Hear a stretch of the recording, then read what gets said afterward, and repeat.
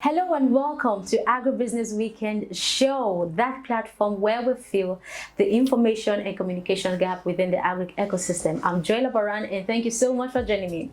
If you haven't subscribed to our YouTube channel, you see this, my laugh, it's not funny.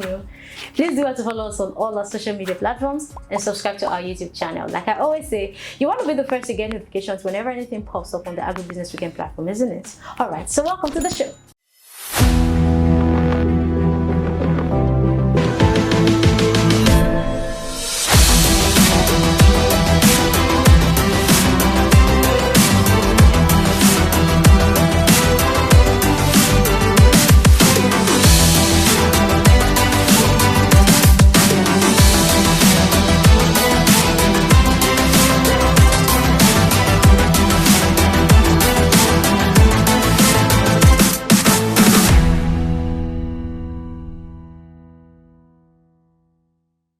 Welcome back. So now the plantain value chain is one aspect of agriculture that has yet been fully untapped. So today we would be looking at plantain farming business in Nigeria.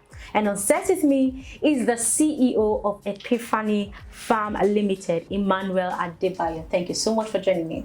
Pleasure's mine. And thank you for coming on the show. Yeah. You look good. I can't believe you are a farmer. You know our notion of farming now. So if you're a farmer, you should be wearing those archaic clothes, and where your mood should just be like, this one is Time has changed, and just like the name of your program, Corporate Farmers, yeah. I see myself as a classy farmer, and we have to create a movement in which people can find farming very interesting, especially the young people of these days. They don't see it that way.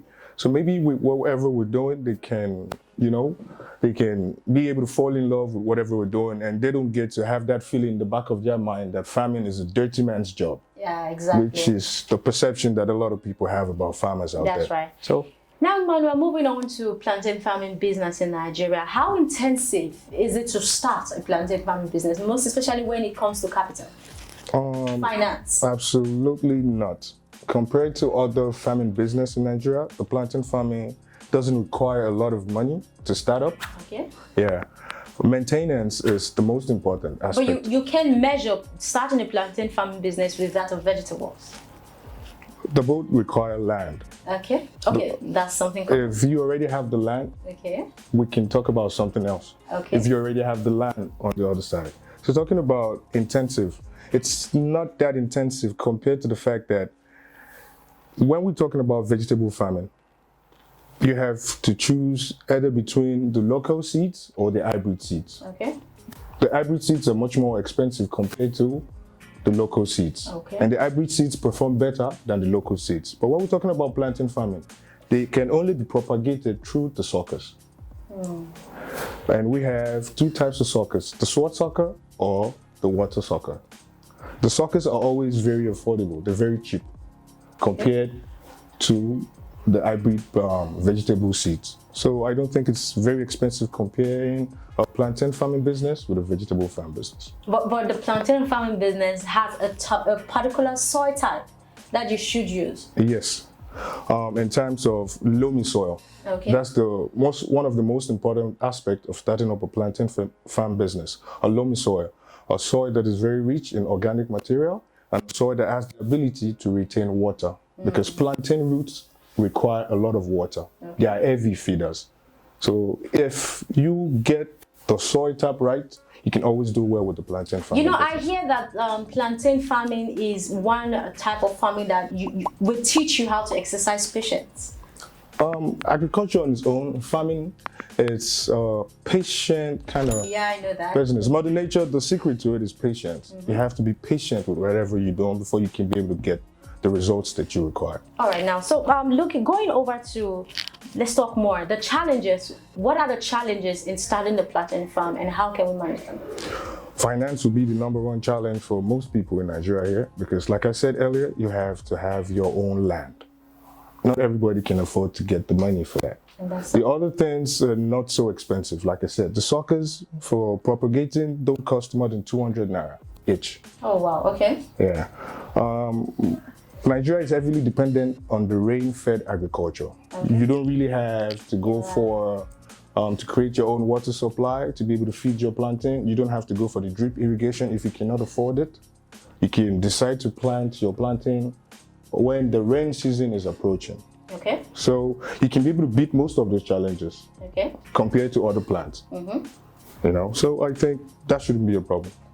All right. So, but wait, but there are so many persons who, like, I've had somebody who told me, okay, you know, why not try and set up a plantain farm? And by the end of the day, I was the person we got to hear about 500 to a millionaire to start a plantain farm. Are we talking about for an acre of land? I don't know. I really don't know. Okay, let me cut you short right there. Thank you. The spacing requirement for the plantain has to be 2 by 3 meters. Okay. 2 by 3 meters, which means we should have 750 plants on an acre of land. 750 plants. So if we buy one sucker for, let's say, 100 naira, that means we're going to spend, is that 750,000? Is that correct? 750 plants times 100 naira. I think that's 75,000. Is that correct? Yeah, 75,000 to acquire the planting materials. To clear the land, you hire laborers, you get manure to prepare the soil. I don't think you will be able to spend up to another 150 for it. So if we're talking about millions of naira, that means you're trying to set up a commercial plantain farm business. So you're saying the plantain value chain is cheap? It's very affordable. Very affordable. Yes. So what is the market visibility like for the plantain value chain? Well, currently, the demand for the plantain is absolutely higher than the supply presently. Okay. Because Nigeria doesn't even produce enough for the local consumption, not to talk of export. So the market is always going to be there because plantain is a staple food. Okay. And it's always in high demand. 2, it can be grown all year round if you have your own water supply. So the market is actually not a problem because we can process plantain into flour, we can process plantain into chips, we can process plantain into every other thing. So you see, there are a lot of things you can get from just that one plant. Okay. Chips, powder, baby food. So it means the opportunities in this value chain. It's huge. Animals. It's huge. It's absolutely very huge because it has not been fully commercialized yet. In the world, Ecuador is the top exporter and the producer of plantains and bananas. Ecuador, a small country like that. They don't even have the landscape that we have down here in Nigeria. But they make a lot of money from that particular investment. And they're taking advantage of what they have. Exactly. But Nigeria has the landmass. We have a very fertile soil. We have arable land that has not even been used at all for a very long time. But what are they doing with those lands? That's the question we need to ask ourselves. So I believe we have everything down here. If people could just have the right knowledge is very important. Because management of a plantain farm is not easy. The major job you have to do is the first time where you have to plant it. Okay. Let me finish this up. Once you plant just one plantain tree, it regenerates what we call suckers. Okay. The minimum sucker a plantain tree can generate is 4. The maximum is 20. Which means by the time the mother plant is ready for harvest, the suckers produce other fruits that will replace the mother plant. Okay. Which means after you cut off the mother plant, you will get to be able to harvest from the suckers the next year. After you harvest the suckers, they produce another suckers. Oh, you keep at this? Yes, for the next 3 to 5 years. It keeps going on that cycle. You don't have to plant anymore after the first time. You only need to keep on maintaining your farm. So tell me, how can you compare that business with any other kind of business? So it means the streams from plantain value chain, it's unending, is that what it's unlimited, absolutely. I can guarantee you that. It's unlimited? Yes, because Plantain Farm Limited actually started 3 years ago. We started with the aquaculture department, fish farm, and we started by renting our own fish pond. We started with just one fish pond. But today we've been able to grow that location into 3 places. We're established in 3 locations presently. The fish department, the snailry department. We also have some rabbits, the coniculture. We also have crops like plantain, which we use the waste products of the plantain to feed our animals. So with you, nothing is a waste? Absolutely. In agriculture, nothing is a waste. Okay, so Femi, tell us, straight to it, reality.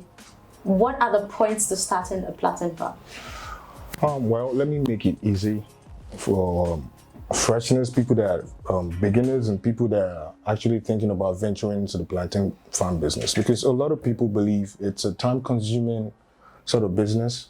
It requires a lot of capital. It's capital intensive. No, I don't think so. Because I'm a fish farmer, I'm a livestock farmer, and I'm a plantain farmer.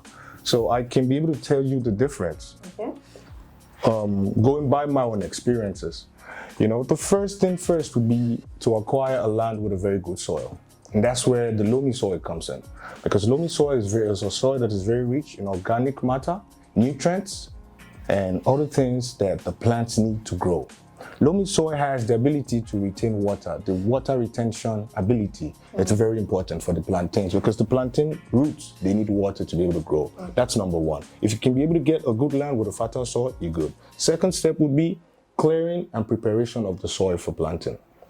Clearing is something very easy that we already know about. Clearing the land, you can do it manually, or you can include the mechanized machinery if you have the finance. You clear the land and you apply fertilizers or organic manure to the soil, you know, to help it perform better. Yeah. Now, planting of the plantains, that is where it gets tricky.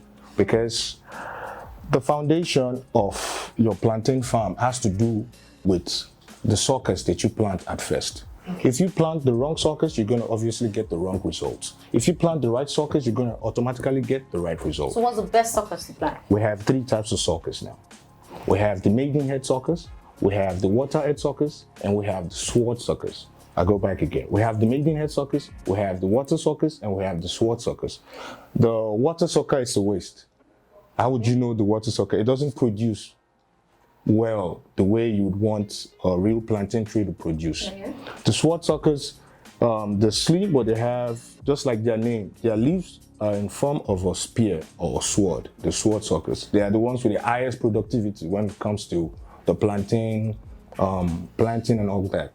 They're the best. Okay. So I always recommend people to get their planting material from a reliable source. And they should always go for the sword suckers. If you get the sword suckers, after planting, we have to think about management of the farm. Okay. Which is the most important after planting the suckers. Okay. Management requires weeding every time that it needs and adding fertilizers to the plants because plantain and bananas are heavy feeders. They need a lot of water and they need a lot of fertilizer to be able to perform properly. Okay. As long as we take all the right precautionary measures, we should be able to harvest the first fruits within the first 8 to 12 months. Oh wow, okay. And afterwards, there's no much work to be done anymore because the tree keeps regenerating. After it fruits, it dies. But it gives birth to other new suckers that will replace the mother plant. Okay. The only hard work you have to do is that first time when you have to plant it. Afterwards, there's no other hard work that has to be done again. You know, I really feel, you know, maybe we'll contact you when we have people who want to set up a plantain farm. You know, there are so many persons who are interested in agriculture, but really do not want to do the work. Someone will just bring you in. Well, it's going to be a pleasure. It's going to be a pleasure. Plantain farm and we're good to go. All right, you've been doing amazingly well. Thank you. That's what we do. Thank you. All right, so let's go on a short break. When we'll come back, the show continues. Don't go anywhere. Hi guys, my name is Tunde Banjoko and I want to encourage you to keep watching Agribusiness Weekend Show. It's very informative, educative, and I promise you always learn something new each time you stay on this channel. If you have not subscribed, I want you to do that now. Thank you.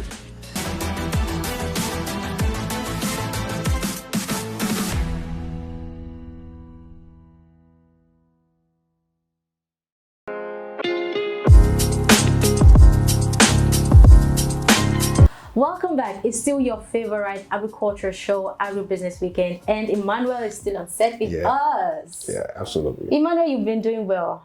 Like I'm hearing you talk about the plantain value chain. I feel I'm interested to go into plantain farming.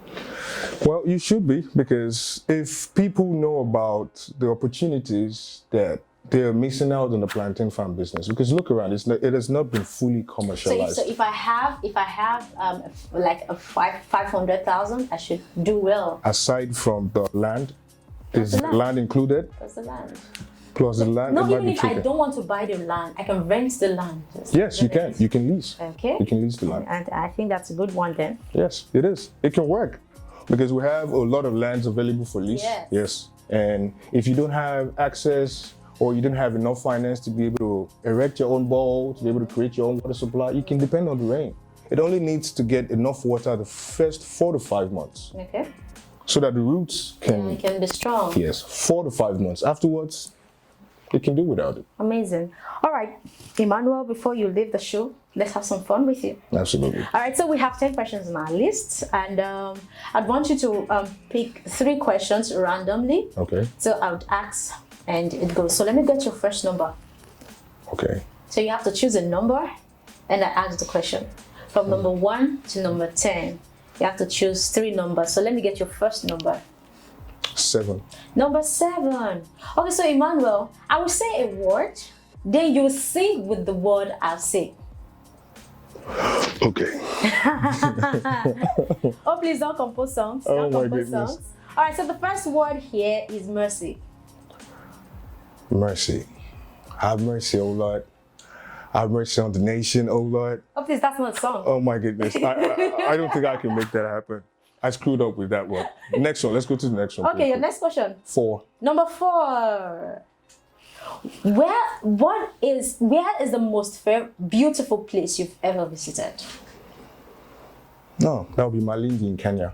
Wow. So what's special about the place? It's a beautiful place. It's an island Okay. filled with a lot of Italians and British people. It's a place in Africa, Eastern Africa, Kenya. Okay. So it's one of the most beautiful places that I've ever been to. That's great. All right, so let me get your last number. 1. Number 1. It's tough, huh? All right, number 1, Emmanuel. Count in 3s from 5 to 51. From 3 to 51, sorry about that. Count in 3s. Yes. So you count from 3, 6, 9, and so it goes from 3 to 51. 3, 6, 9. From 3 to 51. Yes. All right, 3, 6, 9, 12. No, 11. Right? 3, 6, 9, 11, 14. 3, 6, 9. 11, 12. It's the way the guy looked at me. Made me thought I made a mistake. 3, 6, 9, 12, 15, 18, 21, 24, 27, 30, 33, 36, You're there. 39, You're there. 42, You're there. 45, You're there. 48, You're there. 51. Clap for him. I clap for myself. I don't try. That's amazing. Thank you so much, Emmanuel, for coming to the Agribusiness Weekend. The pleasure's all today. mine. And on behalf of I and the Agribusiness Weekend team, we want to give you this package. Wow. To say thank you for coming. Wow. Thank you. It's a pleasure to be here. And thank you so much, guys. I hope to be here another time. And thanks for giving me the opportunity to be here. God bless you. And have a wonderful day. Thank you. So, just as Emmanuel said, have a wonderful day. And from me and the Agribusiness Weekend team is have a wonderful week. Do well to follow us on all our social media platforms and subscribe to our YouTube channel. If you have any questions or you want to make any inquiries or of anything, please kindly call the numbers displayed on the screen. I'm Joy Laboran and do have a great weekend. Bye for now.